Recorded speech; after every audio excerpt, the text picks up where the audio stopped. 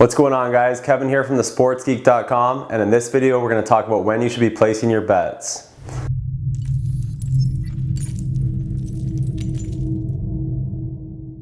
Alright, so there's a bit of a sports betting myth out there that you should be betting on favorites and the over, which the public loves to take, both favorites and the over.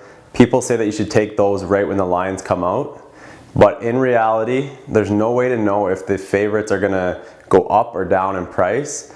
So if we're talking about NFL here, let's say we have defending Super Bowl champs Seattle minus 7.5,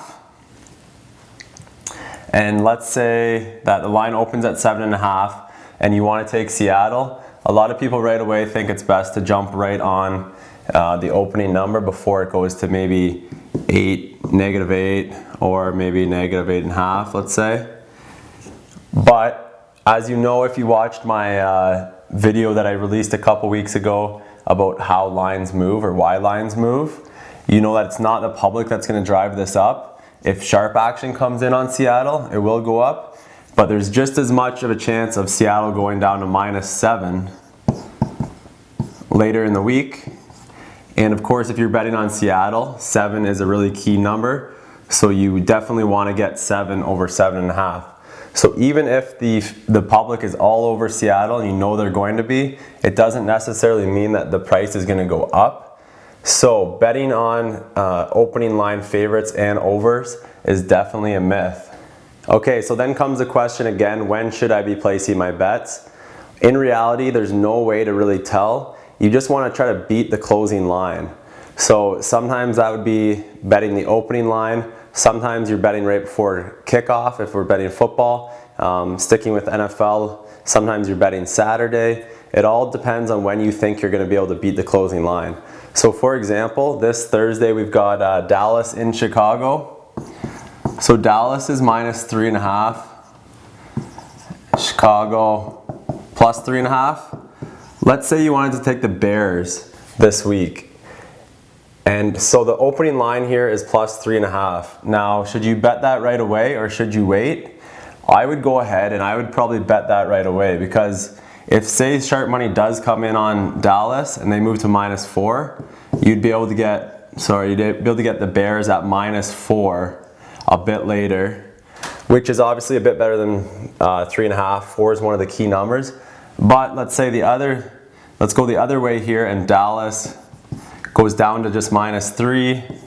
Now you're getting Chicago at +3 instead of plus 3.5, and you're missing out on one of the key numbers here if you had to bet it at 3.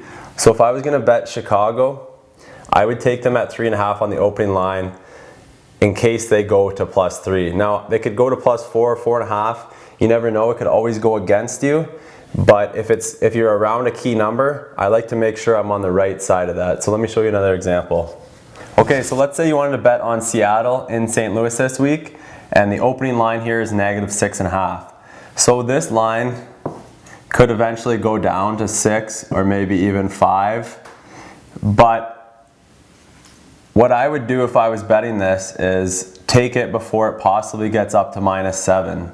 And you never know, depends how much action comes in, could possibly get over the key number of 7. So when you're hanging around a key number and you're on the right side of it, I would go ahead and lock in that bet right now, because I'd rather get 6.5 and not worry about it moving to 7 instead of getting 6.5 and maybe later it goes to 5. There's a little bit smaller percent chance of it landing on 5 or 6 than the key number like 7. So let me do one more example here for you. Okay, so for this example, let's say that we want to bet on Baltimore at home against Pittsburgh, and the opening line here is -5. What I would probably do in this case is wait until the line moves here, because I would rather get Baltimore -4.5 or possibly -4 than 5. This is the number that you want to try to get. And I couldn't see, you obviously, depending on the situation, but for example, this year, you wouldn't think that Baltimore would ever get to -7. So say they did get to -6, that's not too big of a deal. I would rather try to wait and capture -4. And also, I should say that if you want to bet on Baltimore -5, but you want to wait for it to see if it goes down to -4.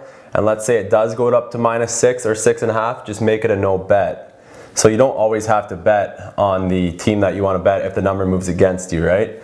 But I would wait and try to get a 4 or a 4.5, for example. And just to make sure you understand this, let's say that Baltimore was 2.5 point favorites, and this is the opening line. I would jump on this right away before it gets to -3, which is a key number. So if I was worried it was going to go to -3, I would jump on the opening line, because I would rather take them 2.5 than 3, obviously, and I wouldn't be too worried if they went down to say -1.5 and I missed out on that point. Let me erase that. Okay, so that's all I have on this topic, guys. It's a bit of a myth that you have to bet on favorites or overs on the opening line, because it's a sharp money that's gonna move the line up or down, so you don't have to worry about where the public's betting. Just make sure that when you're betting, you wanna try to get on the right side of 3 or 7. So like those examples showed, if you wanna take a team -2.5, hop on them before they get to 3, because 1 and 2 don't matter too much. Same with 7. If you want a team +7.5, hop on it before it gets to +7. So basically, it comes down to feel where you think the line's going, and you just want to try to beat the closing line.